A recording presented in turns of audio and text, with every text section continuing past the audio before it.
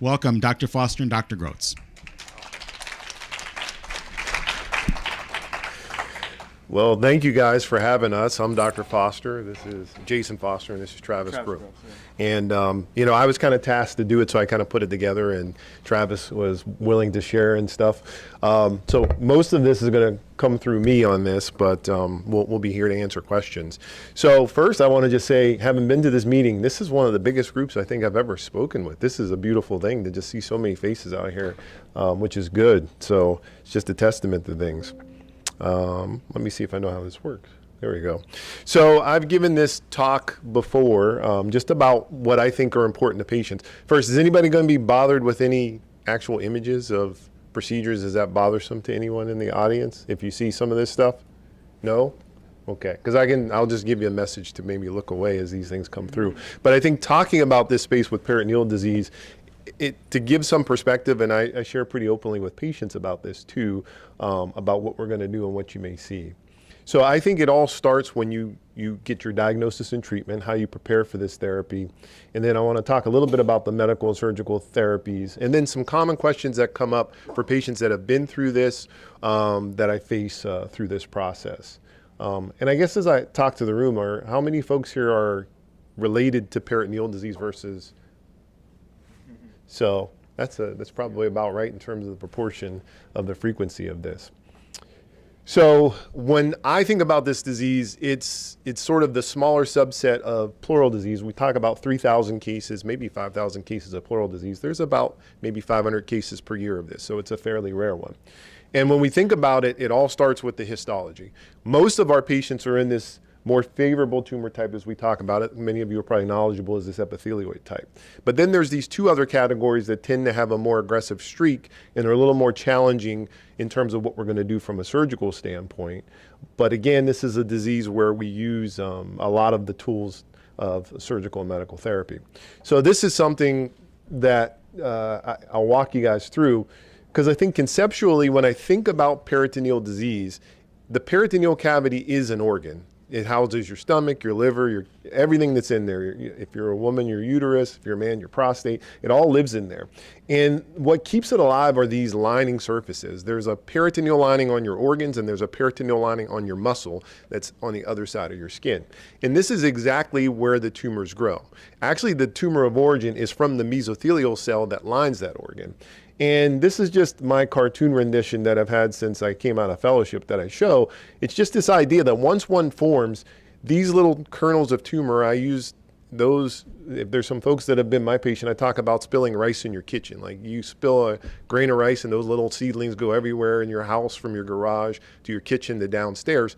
That's what these tumors can do, that this slide was kind of showing through there. And while it sounds simple, the biology of this is very complex, and there are plenty of people who are researching that. So what drives the implantation phenomenon? There's integrins and integrins and receptors, and the immune system all play a role in this process. And this is totally different than other cancers that spread through the bloodstream, where there's a different set of mechanisms at play. So what I'm showing here, as I step away, I didn't realize the setup was like this is what we're talking about. And what you're seeing in this picture is a picture of a peritoneal cavity.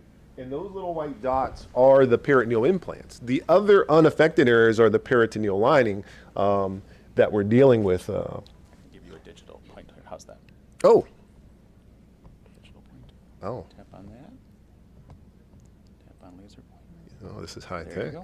Very nice. I never knew that existed. So yeah, what you can see here are these, this is the normal peritoneum, and all these are the little nodules. And just like that concept, here's some implants on the mesentery of the small bowel. So we're often trying to figure this out for patients, and there are some other things before we go to a laparoscopy that allow us to predict where the disease is. So when we meet a new patient, we take a history and physical. Starts with every doctor visit. So knowing the story. I spend a lot of time trying to get people to articulate when they first notice symptoms, because this can be very indolent. People may have had a symptom 6 to 8 months ago. They may have noticed something. They may even have seen a provider for some ache on their side. And that may be, for me, some sense of when these things start, because that's always a question I get back. When did this all start? Was it a short course? and it grew quickly, or was I having symptoms for a year or two before I built up this distension and everything? So I think that's critical for me to get a sense of maybe when it started and where we are in the spectrum of management. And then the other thing I'm thinking about is, as we're talking with patients, there's no doubt this is the most stressful time for patients. And I always talk to patients, and many of them are already prepared and knowledgeable about this, is you want to come in with your network to this first visit. Whoever your person is who's going to be listening and taking notes and listening to the whole picture, because if you're newly diagnosed, part of this is you're not going to resonate on everything that's said at that visit. So having somebody there is important.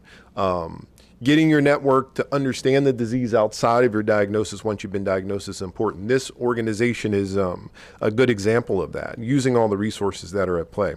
And then again, testing, or not testing, but just asking your physician about what's going on, getting a better understanding of the biology. That's part of our role, is to be that repository and resource for you to understand where you are on the spectrum of it. And then the other thing is going and understanding the disease. You don't have to have an MD degree to understand this disease and understand what it's capable of doing and where you may fall. But leveraging all these resources, I think, is very important. When we're trying to figure out what we do with each new patient, certain things come up. One is blood tests, just general labs, understanding where you are, your level of fitness, your level of nutrition. And a cancer marker that has had an impact is the CA-125. The other thing we do, everybody gets a CAT scan or has had a CAT scan before they've seen me. The other thing that we do are MRIs. I'll talk a little bit about that. That's a common question as to, is MRI better than CT, or how do you manage that? How do you choose between those two technologies? And the other is, everybody with peritoneal mesothelioma needs to have a full chest scan, because there is a small percentage of patients that may also have what we call bicompartment disease. Now, just like that picture I showed, there's diagnostic laparoscopy, and that, to me, for anybody that's never had a surgery, if there's not a reason to not do it, meaning you've had major surgery that makes the procedure a little bit more challenging or a little higher risk, I tend to do this because we know our scans can underrepresent the disease burden, and it allows me to have a much more full-throated conversation about what's going on with your disease and what it may require. Also, how we may start this exercise, whether you're going to have surgery up front or whether or not there's a role for medical therapy before we go to surgery. And sometimes, if someone's obviously not diagnosed, that's how we get at the diagnosis for patients. So many of you know about diagnostic laparoscopies. When we talk about that idea that you put a scope in the abdomen with air and gas that allows us to look around. So this is kind of, again, a little bit different than the others. You're seeing peritoneal involvement and now small bowel surface involvement in this particular picture. So after we've done all of these assessments, take the family history and you look at this, maybe try to link it up to some exposure. Did you work on breaks? Did somebody work with asbestos? Which, again, in the peritoneal world isn't always as connectable. We go to our decision-making parts of this, which is, are you a candidate for the debulking surgery? If we do the debulking surgery, then we're most likely going to give the intraperitoneal chemotherapy, or 100% in my case. And the other question is, what is going to be the role of the systemic therapies that we have, in terms of, is there going to be a role for it up front? Is there going to be a role for it after? Or are you in that subset of patients where it's not needed at all? There are places that also offer intraperitoneal chemotherapy as part of their intraperitoneal therapy protocols. There are not a lot. I think the group here in New York, or not here, but the group in New York was a big proponent of using IP chemotherapy in the intermediate and going back for second looks. There is actually a study going on at Memorial where they're offering it, and they're comparing two arms of IV and IP chemotherapy. So there are some places that are trying to figure out what its role is. And I'll try to break that down, at least where I think we would use it much more regularly. And I would put in here that this is something that's being done more so on trials. So the bulk of what we're going to do for patients with peritoneal disease, and the most important thing, is getting a quality debulking. Like, it all starts with removing the macroscopic disease. If that doesn't happen, then the tumor does not go away. And again, this is where there'll be some pictures just to give a perspective, because everybody's a little bit different in terms of common things that happen. So we often take out the omentum, spleen, maybe a little bit of the pancreas. That's probably the number one organ that comes out. The idea that we can take that peritoneal inner skin, it's that layer that's behind the muscle where we can strip things away. The other things are there are different levels of bowel resection. Some people come in with bulkier disease, sometimes it's finer disease. And then in women, it's very common, particularly if women are postmenopausal, we will take the ovaries if they're not involved because they are a hot spot, but generally they can be involved pretty commonly.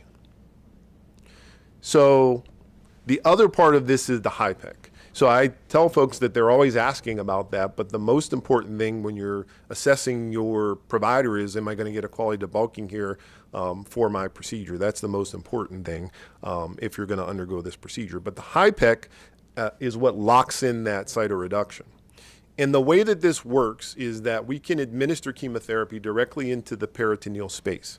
And the way that it works is that your peritoneal space is kind of like, we talk about something called the blood-brain barrier. There's a lining or a partition where drugs don't get into the peritoneal cavity as easily as they should from the blood vessels, meaning you need a tumor of a certain size with a certain level of vascularity to get that full response.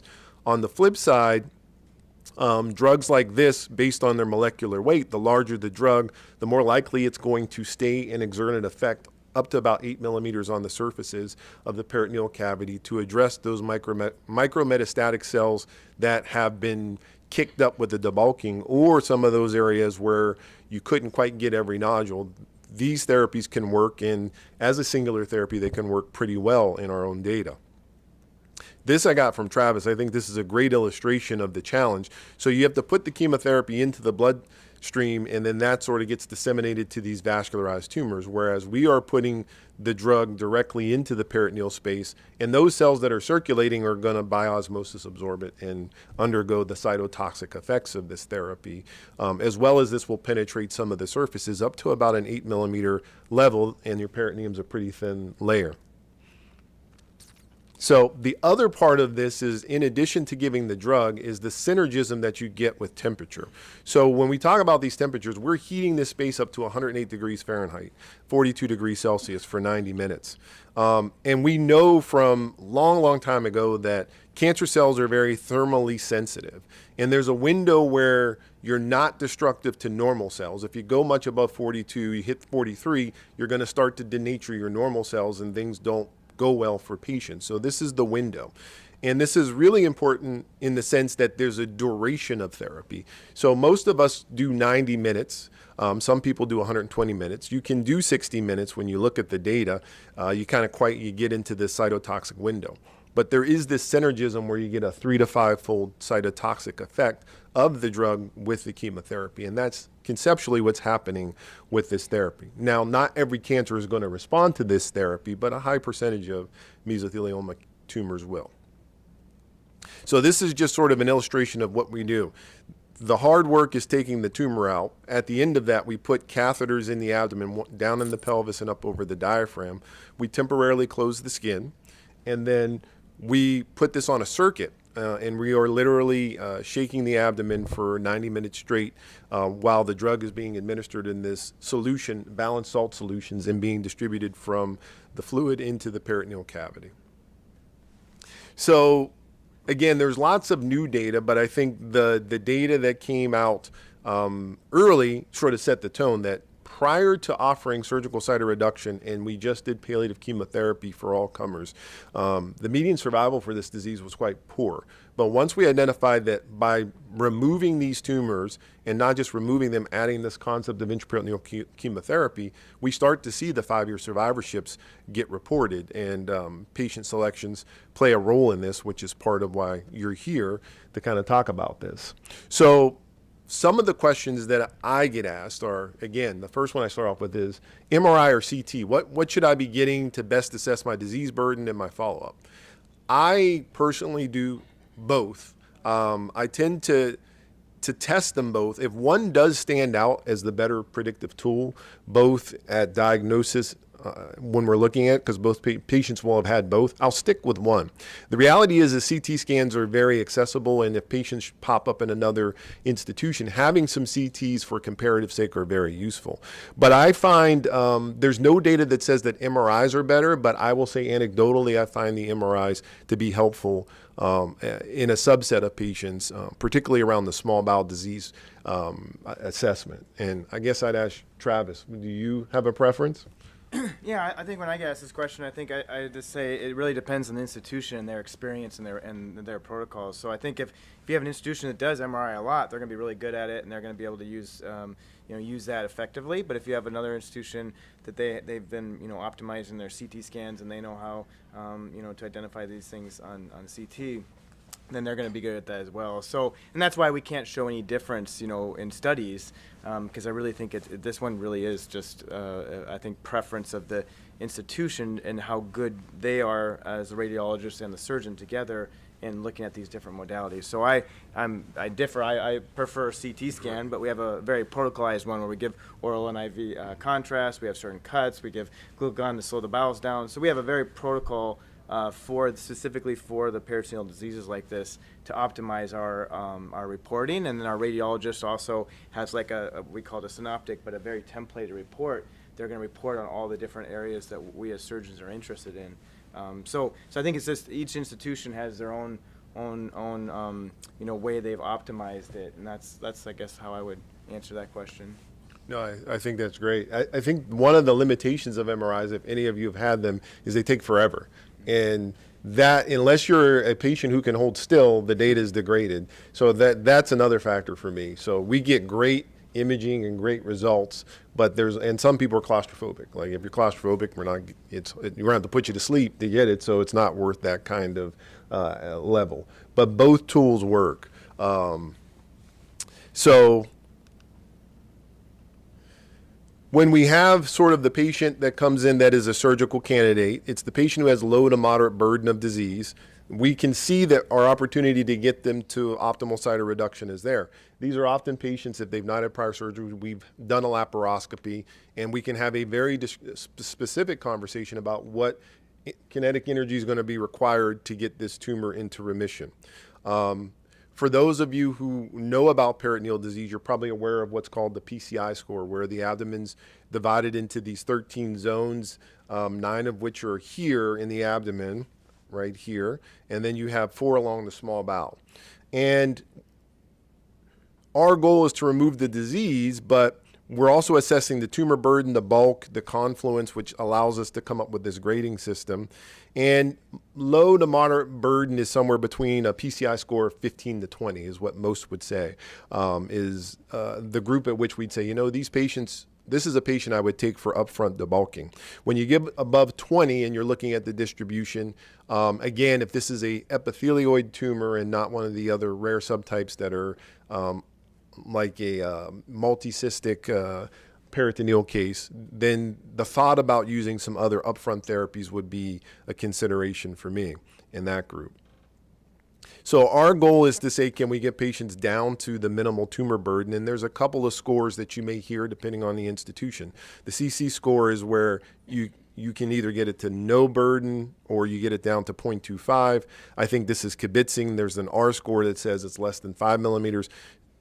I now probably put both of those kind of descriptors into my notes now, just because they both exist. But if you can get these things down to minimal burden, there are areas that you just can't debulk along the small bowel because it's incompatible not to have your small bowel. And this is a disease where the intraperitoneal chemotherapy can have efficacy along with systemic therapy to trigger a complete remission for those patients in that circumstance.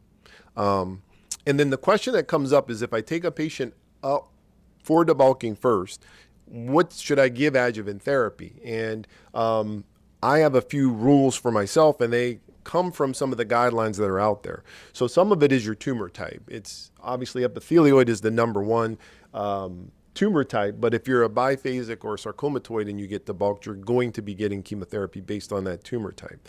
But there are things about Ki-67, which is a proliferative marker. They say about 10% is consistent with a more aggressive biological characteristic. If I leave residual disease, if I don't get a CC0, then we're going to be thinking about chemotherapy. And those are often people, if I don't get a complete debulking at that level, I may be thinking about coming back for a second look to make sure that we've triggered the response. If we're going to do a debulking, we didn't quite get it all, we're going to give chemo, there's an opportunity to come back. So those are all factors, and your PCI score. So if your burden of disease was higher than I anticipated, and now you're, up in the high 20s, then we're going to have that conversation and a multidisciplinary conversation with our medical oncologist. So there are several things that go into the calculation about adjuvant chemotherapy.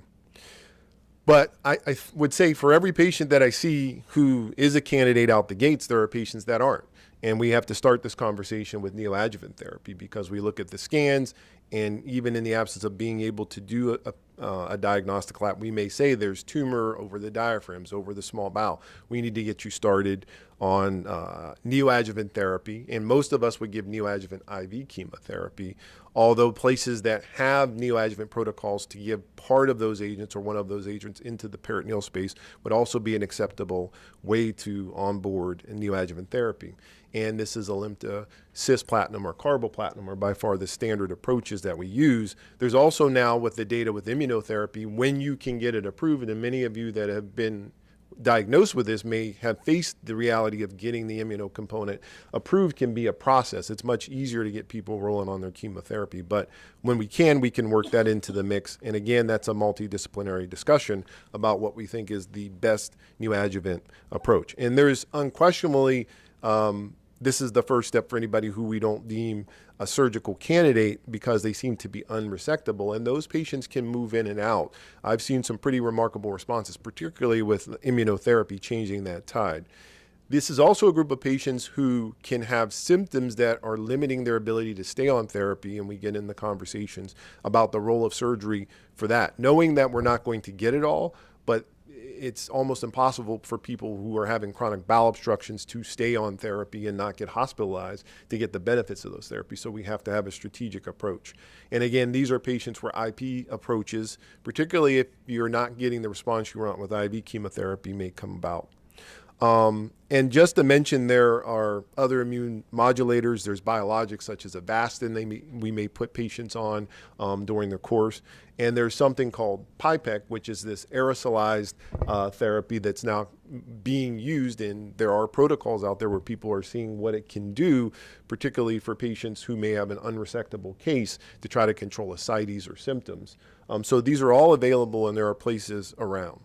So I put this in there. I know I have a lot of pictures, but I think one of the things that's always a challenge, even with the laparoscope, I don't always feel like I see everything that I can. It doesn't always resonate through the camera. So you can go in with the best plan, and I always tell patients, I may see more with my eyes than honestly with my feel as I go in. Your eyes and your hands are working together. And this panel on the left is like two patients that went in up front. This patient looked like a good candidate. You do your laparoscopy, but this one, it's hard to see, but there is just subtle mesenteric disease all up and down the small bowel mesentery. So this is the type of patient I would debulk, do the omentectomy, do the bulk, try to do some destruction, but plan on coming back with the plan of giving that patient chemotherapy. This one was, again, someone with ascites who had pretty limited disease in the omentum, scattered disease on the resectable areas of the peritoneum, and didn't need anything else but observation. This group, I wish I could add the before and after, was someone who got neoadjuvant therapy for bulky appearing disease and also had a recent other medical condition that precluded, that's another factor in when you go to surgery, and ended up just needing the omentum and the spleen was the bulk of the disease, and again, did well and completed their adjuvant chemotherapy on the back end. And then I mentioned this as an example of palliative. This was a patient with just bulky disease, not a chance to get the therapy because they were not in any shape. So we needed to intervene in someone not at their peak, but they were able to get that freedom to get on to therapy. So patients can come in a variety of presentations, and these are the things that patients need to be aware of as their options. Generally, the complications for these are related to the procedure. Bowel resections can have bowel leaks, bleeding to have to go back to the OR. You open the fascia, you can have a dehiscence or a hernia that needs to be addressed. Those are short term. I don't see a lot of long-term complications from the therapy. I don't see a lot. I was just talking with you about some of the toxicities of the platinums and things. I've not seen anybody have any ototoxicity. I have seen in the short period you can get some nephrotoxicity where you have some kidney dysfunction, and it's well published that some people who push the therapy can have permanent renal dysfunction. So you have to be thoughtful about this and about the patient when you're dosing these things. But again, some people who require bigger bowel resections can have problems with diarrhea. You can get stricturing from bowel resections and other things that could become long-term issues or things that surgically need to be redressed.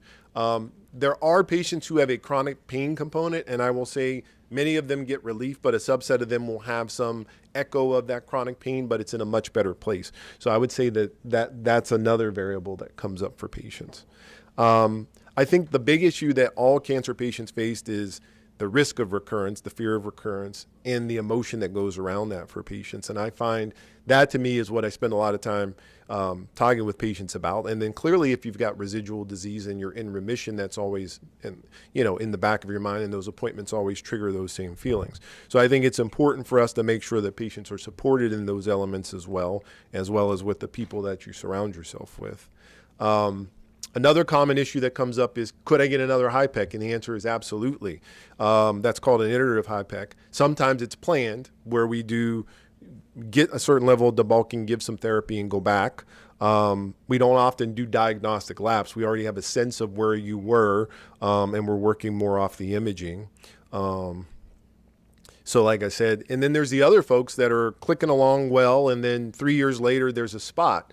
And then the question becomes what to do with that spot. It's very much case by case. Sometimes there's this singular change. I may watch it for a cycle because sometimes we don't want to rush in because we don't know what we're rushing into. Sometimes there's just scar and other things. Sometimes if it's accessible to a biopsy, we will have our IR team biopsy it. But the second takebacks are a function of how long has it been since you've come off therapy?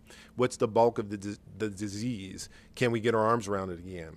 And then your fitness at that point. Are you a candidate to go back and have another surgery, or is there some other medical issue that we need to address for patients? And the idea that if you can have two, you can have three. So I would say I've had one patient that every 2 or 3 years there have been some singular things that I've taken out, and I think 3 is the most that I've done in this space. And interestingly enough, the patients who do get the iterative debulkings tend to be the ones who have the longest survivorship too. It's another tool, just like medical therapy, that you can use for patients. And sometimes those recurrences are in conjunction with more medical treatment. Sometimes they're just isolated resections, depending on the bulk and the site. The other thing I mentioned is that there are this is a rare category. I've not seen someone in a while personally, but you can have bicompartment disease. So you can present with both pleural and peritoneal disease, which can be a significant task. You can have an isolated peritoneal recurrence and have good pleural control for patients. And then you could have a two-field recurrence if you're a pleural patient. I think the challenge for this is the disease amenable to surgery, but if you're a pleural patient who now needs a surgery in the abdomen and you've had surgery for your pleural mesothelioma, then I think one of the things we challenge that's a challenge for anesthesiologists is this single lung ventilation. So there's another level of selection, because these can be operations that go 10 to 12 hours or longer for patients. And the idea of ventilating a lung, the fluid shifting can be very challenging if there are people in that category. But there are options on the surgical side for that. And if we have bicavity disease, that's just me to say, we would do the peritoneum first and do the lung second if surgery is a recommendation. So I just think the key for everyone is to really, you're at this meeting, is just educating yourself on your disease. You get knowledgeable about your disease, knowledgeable about the therapies. utilizing resources like this one to have conversations. And I also think, there's not a ton of people who are in this space, but you have the freedom to talk to as many people as you want before you decide you want to move forward with the therapy. And I think patients should exercise those choices and be comfortable with their providers, their surgeon, their medical oncologist. And that covers my area. I'll take any questions. And Travis, is there anything else you think? Did I cover it pretty comprehensively? You did a good job. Yeah. No, let's take questions and happy to chime in. Sir. You mentioned the New York group. Yeah, there you are. I'm one of those New York. I remember you. We might have spoken about this Yes. several times, but so I had the second look after the HIPEC and the adjuvant therapy, and they found one dot, and they obviously took the dot out, and I've been net ever since. And you kind of answered my question at the end there when you said, well, if we see a dot, we'll just watch it for a while. So that one dot would have been enough to actually foster a recurrence or You ask, I think one of the challenges, not just in this disease, is what do you do with the single recurrence that's small and is gettable? And depending on when it happens and who it happens to. If I have a good relationship with the patient and their biology has shown itself to be a slow actor, I will often wait a cycle of imaging before I go in, but we're going to go in at some point. And sometimes it is, that's a 5 millimeter spot. That could just be scar. Let's see if it becomes a centimeter. Let's see if the other thing is let's see if something else grows up that makes it more global recurrence. Because I think one of the trickiest things for us with peritoneal disease is that smoke the sign of a bigger fire?